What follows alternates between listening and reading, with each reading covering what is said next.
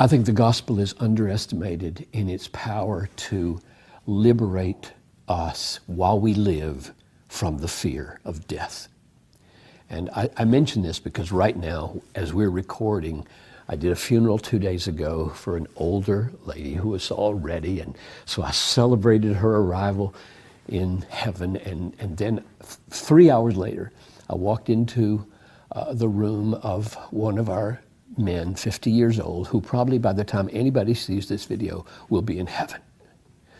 And in both of them, I carried with me this amazing text, this gospel text from Hebrews 2, where since the children, that's us, share in flesh and blood, Christ himself partook of the same nature so that through death, that's the gospel, so that through death he might destroy the one who has the power of death and deliver those who had been held in bondage by the fear of death their whole life long.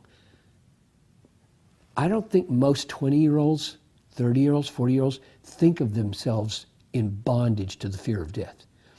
But there was a book written about 40 years ago called The Denial of Death. And the whole point of it was our culture denies death, can't handle death, doesn't want to think about death. And the result is that we do all kinds of behaviors that result in enslaving us to get death out of our minds.